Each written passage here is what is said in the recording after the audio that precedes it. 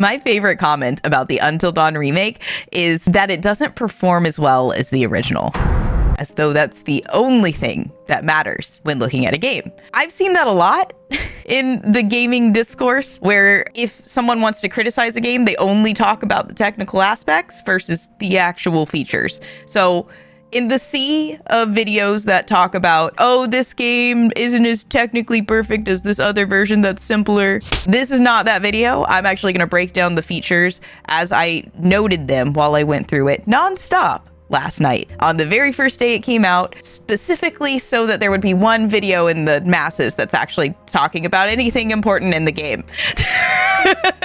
If you have not played the game at all and you're deciding whether to buy Until Dawn for the first time and which one you should get, this video is safe for you to watch. I will not be spoiling any story beats. So the TLDR for anyone who wants to know if this game is worth $60 is that it depends. Anyone who says anything other than it depends when it comes to your financial decisions is lying to you. They have a bias and they have something they're trying to sell you, all right? It depends. And I'm going to explain who that depends for, who it's good for, who it's not, based on the features that I've seen. We're going to go through the facts. So, number one, right out the gate, let's go over the bugs, all right? Everywhere online, oh, the bugs are so bad, I can't even play the game, it's so bad, it performs worse than the original. Okay, do you want a game that's more complex, that might have a couple of mistakes here and there, or do you want everything to be as simple as possible so that there's never a mistake? Because if you want that, you can go play Pac-Man, all right? I'll try not to get on my high horse here too quickly. Anyway, I experienced 3 bugs. None of them were game-breaking and made me want to put the game down, all right? I've never had that personally in a game. I just asked on Twitter the other day if anybody had, and it seems like everyone has maybe one story of a game that they quit because it made them start over. I've never had that happen, so I don't know if I should just knock on wood and I've been lucky, but I played a lot of new releases too, and I've not had that issue. This was a brand new release that everybody was complaining about, and for this personal sampling to continue the trend, it did not break the game. Now, it did freeze the game once, and I did have to get out and get back in. That was actually at a really scary part too. I was like on edge because I was trying to like save Chris and I knew what was coming, and I mess it up so often because I get distracted by the red barrels instead of shooting at the thing in front of me. I'm like, oh, let me blow the stuff up because I like fire. Anyway, some of you know exactly what I'm talking about if you play the game, and your head has also rolled, I'm sure. Nonetheless, I was like really nervous, and then all of a sudden it froze. So I don't know if I like put some energy into the game to make that happen, or if I like moved too fast, or if it was just an ironic coincidence there, but nonetheless, it did actually freeze. I talk so much. All right, well, here, hold on. I got out, I got back in. It was right where I left it a few seconds before, which was perfect. Then I wasn't like put straight into the action. The checkpoint was at the perfect point when I came back. So not game breaking in any way, shape, or form, and it didn't do it again. The other 2 were even smaller than that. The second one was that the one of the characters was kind of like dancing around, and I couldn't really move him easily. He kept trying to go to the left. So I just backed out to the menu and then came back, and it was fine. Which goes to show, I think a lot of people just don't want to do error checking. Like, they want everything to be perfect. And I understand if you want like a very simple thing to be perfect, but when you're adding in a bunch of complexities in games, especially when you've only tested it with QAs and not like every single person with every single system, there's just a lot of things that can go wrong, and I think we need to have a little bit more mercy to the devs in the industry. Now, yes, there is something to be said for like rushed development and devs not having enough time and testing not having enough time, but a lot of these things are so small and they don't even ruin your game. It's just like a quick error fix, which is anybody who's ever done that in their career, which I used to work in finance, so I had to do that all the time. If something went wrong, you just turn it off, turn it back on again. You know what I mean? It's not a big deal. It doesn't ruin the gameplay experience. Does it ruin immersion for all of 10 seconds? Sure. So, and did we get a laugh each and every one of those times and make the most of it and make a joke? Yes, it's fun. It can be... any mistake can be like it's an opportunity for more fun. It's just part of the art. It's part of the experience. I don't see it as a bad thing personally, as long as it doesn't actually break the game. And the third one was literally just a lamp in his hand flickering, and it didn't even do anything to the game. I didn't need to do anything at all. It just stopped when I moved to the next area. It happened for all of like 10 seconds. So that's all the bugs I experienced. 3, being very open and honest that one of them froze the game and I had to get out and back in. isn't game breaking. Game breaking to me is when you have to go back to the very beginning of the game because everything broke on you. And we have refinements and additions to how games are saved now compared to older days. Like I just played the Tomb Raider franchise and the first games don't have autosave. And so because it doesn't have autosave, if you don't save and something happens, a bug happens, a glitch happens, you die. You'll have to go back to the very beginning of the game. It's like automatic permadeath if you don't manually save. So they've put things in place to try to avoid that. Is it perfect? No. Are they trying to ensure that as games expand and get more complex, that they are trying to hedge that risk any way they can? Absolutely, they've done that. So I'm not mad about it. If you judge games based on their perfect technical ability, truly just, I don't know what to tell you. So past the bugs, here's everything you need to know about the Until Dawn remake to decide if it's for you. First, I'm going to do this in chronological order versus order of relevance at this point, just to kind of tell the story. So it had menu music. I love that. Not every game does. Editing Mad here. I'm taking a look at something on the old game for B-roll and realized that the old game has menu music too. I think I might actually like it more than the new.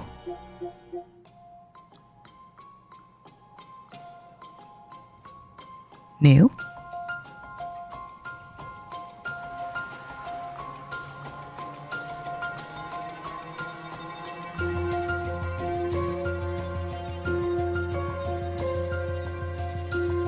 Old.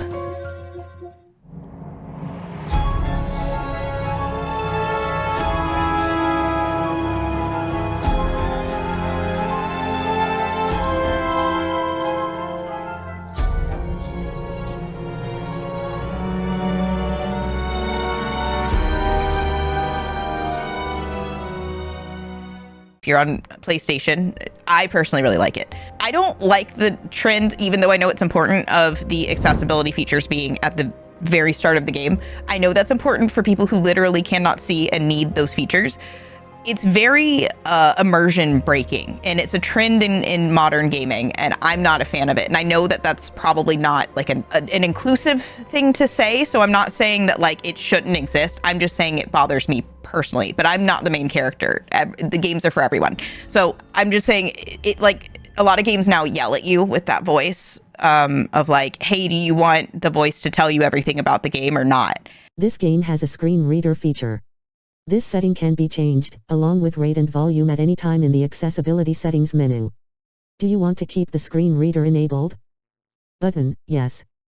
Select cross button. And I wish they would maybe come up with a different system for that, where like if you can't see and you're trying to play a game, you maybe have like a standard set of buttons that every new big AAA game that's trying to do this does instead. And that's like standard across the board, so that they can press that and then it will start to speak immediately once you're booting up the game. I think that would be a cooler feature, so that those who don't need it being like nobody's having that broken immersion at that point, because you decide what you need. And I think the having all the accessibility features like right at the start, it's like I just want to get into the game, and it kind of like breaks my excitement for the game every time without fail. I'm not saying they shouldn't exist. Please don't. If you want to try to cancel me, go ahead. I'm tired, but I'm not trying to say don't have the accessibility features. Please don't take my words out of context here. Okay, the third thing I saw was pores. Oh my gosh. Okay, so if you saw all of those pictures online where people are like, they did my girl dirty, and it's like, oh, the characters don't look very good because the lighting's different. They're going for a more realistic and like artistic lighting on the realistic. And a lot of people are complaining about that in games in general. And I think we see that a lot in the enhanced games conversation for the PS5 Pro, where people like aren't actually looking at the fidelity anywhere where they can actually see the fidelity changes. So they're like looking at it on a small phone screen rather than their actual monitor.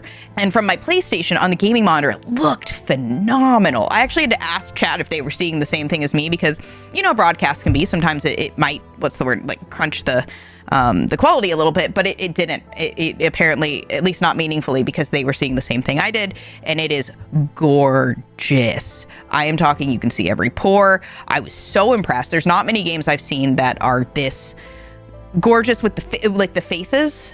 Boom. Butterfly effect. you know, that mocap experience. I don't know if they brought all the old actors in, but it feels like they did based on the visuals, and the delivery of lines seems completely redone. What's going on? Where's my sister going?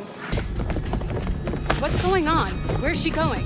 But they just look really, really good. It's like, for me, the other one that does that so well is The Last of Us 2, where it's that realistic face that you can see, and the facial expressions and all of that. And of course, there's still some weird mouth movements. I felt like having the actors and then moving their mouths for them just never quite equates well. But this did it better, I think. I think they improved and refined that experience a little bit, but they still, you know, were a little creepy, which I think works because it's a horror game. But nonetheless, they looked otherwise very realistic. And so I like that style of art in a game, personally.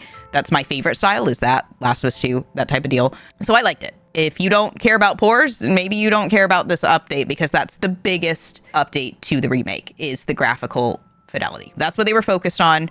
Now, the difference between remasters and remakes, generally speaking, is that remakes need to be made from the ground up with maybe a little bit of story difference as well, not just graphical updates. It needs to have multiple different types of updates that kind of cohesively make a game that feels distinct from the original game. And story is usually included in that. And they do have some story differences. At the beginning, the end, and they even add an encounter scene where they try to make you like Emily, which is... I don't think anyone likes Emily unless you just really like her for her sass. And it's like well known that, I mean, she has the best lines. I think we all like that Emily is in the game. She's great, but she's also hated. And so this, there's this one new encounter that actually kind of tries to maybe turn that on its head depending on your decisions. So they have some new scenes throughout. Mostly cinematics at the beginning and end, and only the end if you get good. And I did not. I had to look them up. And these are rumored, to be fair. I have not seen them. I would like to see them. Hopefully other YouTubers post them over the weekend. But I didn't see any when I looked it up right after playing last night. I just saw rumors of a few, and I won't even tell you what they are so that you're not spoiled and you can experience it for yourself if you're a better gamer than me. Listen, that leads into the next portion of this, where I felt like the haptic vibrations in the controller, the way they did it with the don't move, made it 10 times harder, if not 100 times harder.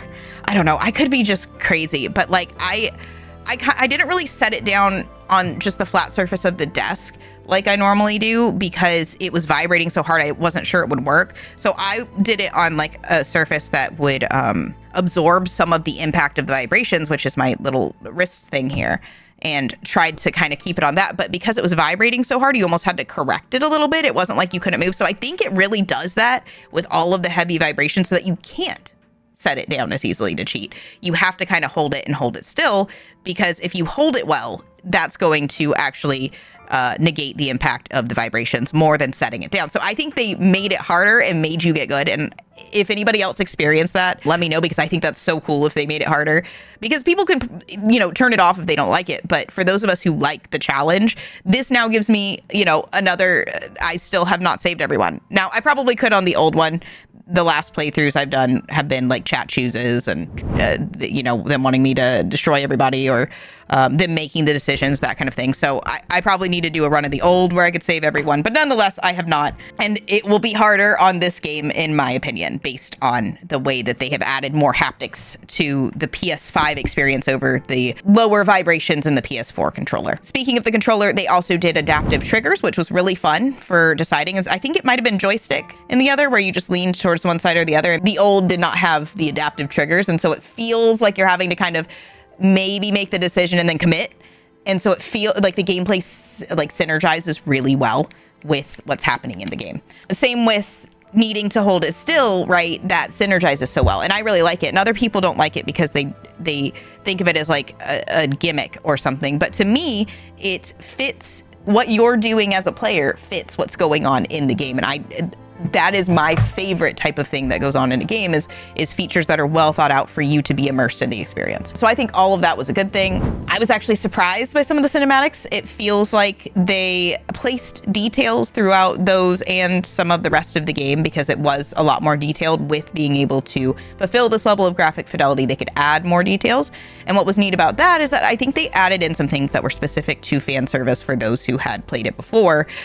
They would put things that you would recognize and be like, oh, that happens later in the game if you've played it a bunch of times. So that was pretty neat to see. That was clearly fan service. It acts as foreshadowing for those who have never played it, but acts as fan service for those who have. And I thought that was a really good way to make a remake special. There's this new trend in modern games. I noticed it in Outlaws 2, and I kind of switched back and forth between the two throughout the game, because sometimes it felt better to have more verticality, like in specifically one of the worlds. I liked having more verticality for the visuals.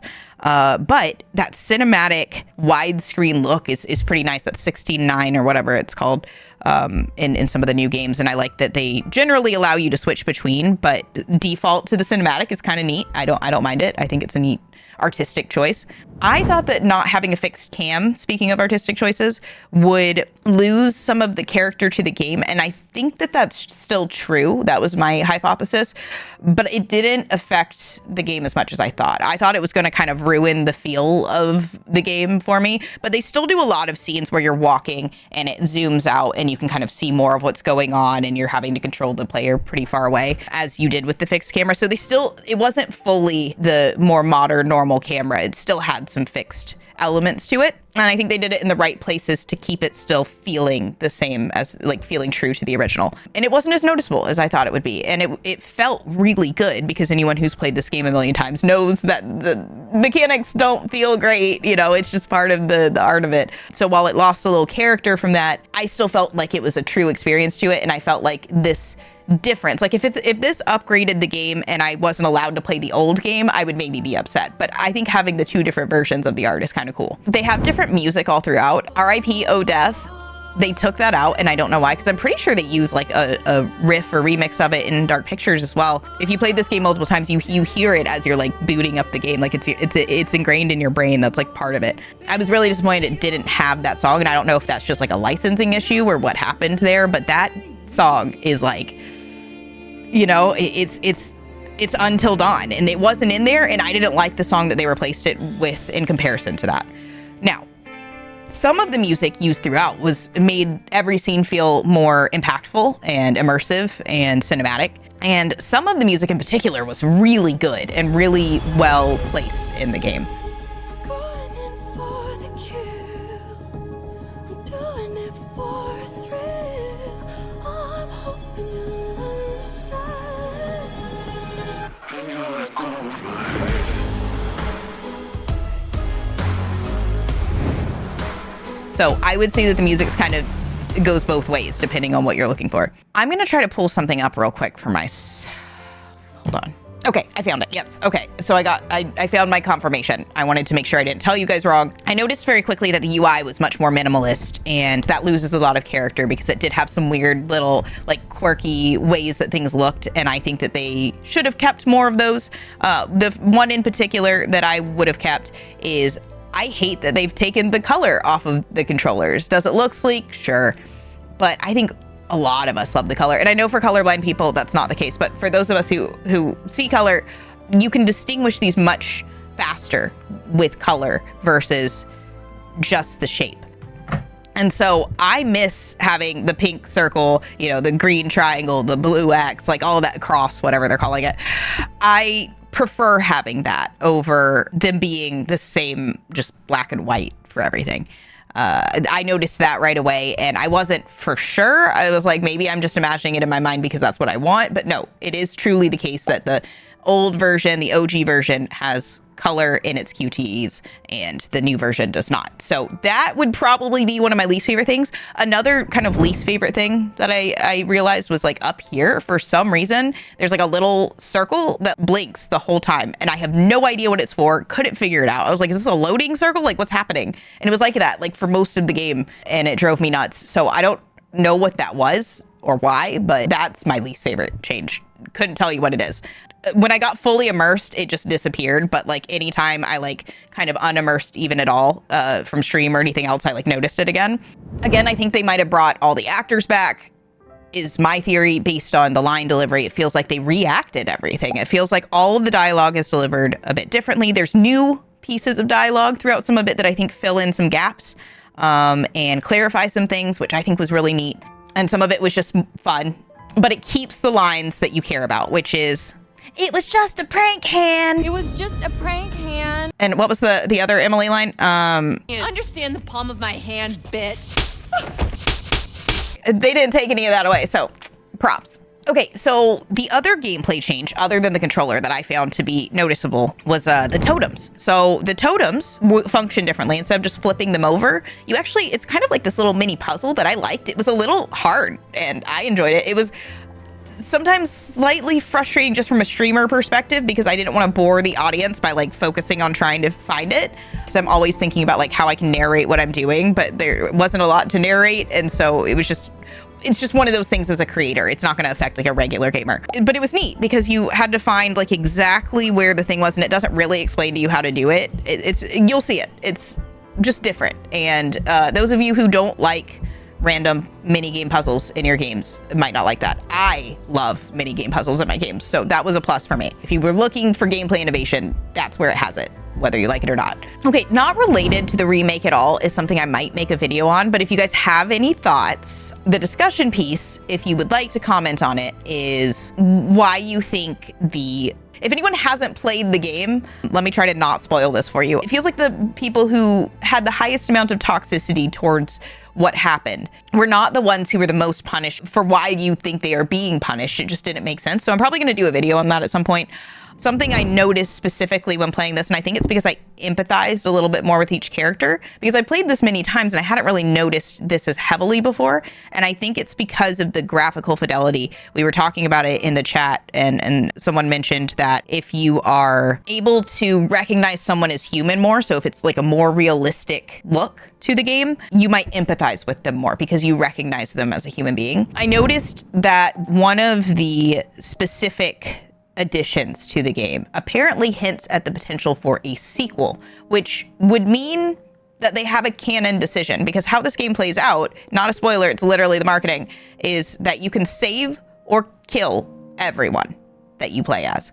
That's all 8 characters. And they apparently have added something that is supposedly, again, I've not seen it with my own eyes, that suggests the potential of a sequel. I wonder what that would mean for canon, but I think it's cool that they even opened up that possibility. I think all of us would kind of enjoy that. I mean, some people who just want a good thing to be left alone, maybe not, but I personally think I would enjoy that a lot. And I don't necessarily think it would ruin the game for me. I'm kind of on the fence about it. If you have thoughts, feel free to put them below. So who is the Until Dawn remake for, and is it worth the money? It is $60. It is definitely a steep price point. Does it feel like it should be the price of a new game? Probably not. It's not a brand new game, so why is it the cost of a brand new game? This game has been out for about a decade, so it's a totally different story than the games that they remake a year or 5 years later and then give you like a $10 upgrade. So I would say that it probably should have been in the more like $30, $40 range. I think that 50 to 60 is a little steep for a game that is not from the ground up a brand new game. But do I think that means that it isn't necessarily worth it for anyone? No, I don't think so. I think that it's just, if you're looking at the big picture, maybe not worthwhile. But if you're looking for value for money for yourself personally, I thought it was worth it for me, $60, because I'm going to play this game a lot. I play this game every year. I think it was fun to compare. Even looking outside of like the creator perspective, would I have bought it as just a gamer? Maybe not. Do I regret spending the money on it? No. And so that's where you kind of have to decide for yourself, how much are you going to play it? How much do you really like it? How much do you enjoy the process of comparing 2 versions of a game and having 2 versions of an art? That's for you to decide. I think it was worth it for me personally, just based on the story changes and all of that. I think just based on like the graphical fidelity was like a really good experience. I don't think many games meet what they've done here. Personally, the games that I've played, a lot of games don't go into that full realistic experience, and I thought it was a very good version of this art. I think that they pieced some things into it that weren't in the original, and while it lost a little bit of character, I think it was a more well-rounded experience in a lot of ways. And they added some new areas, I think, even to explore, to be honest. It felt like they'd taken off the limitations maybe they had 10 years ago and were able to kind of create the original art form. And I think that's where remakes really thrive. You know, they said that about Last of Us as well. I assume that's what they've said about Skyrim. That's come out like a million times, where they're recreating things based on the technological changes so that it aligns more with their original plan, their original expectations for the game. And so I think that it was worthwhile. I think that they priced it a little bit high, but I think that that's still going to be worth it for people who find this specific type of game to be value for money for them. If you really, really love graphical fidelity and you love this game, get it. If you want to know everything about Until Dawn and be like you are an Until Dawn like crazy fan, like I am, get it. If you were looking for huge gameplay changes, maybe not, unless you just really want something that's a little bit harder, because it is, I personally think at least. If you're new to Until Dawn and you're trying to decide which one you want, that's a hard thing for me to recommend, to be perfectly honest. It depends. This actually brings up a good point, because they say that the new one is technically worse, like literally technically worse than the old one, simply because it has a few bugs. But technically, literally technically, it's better.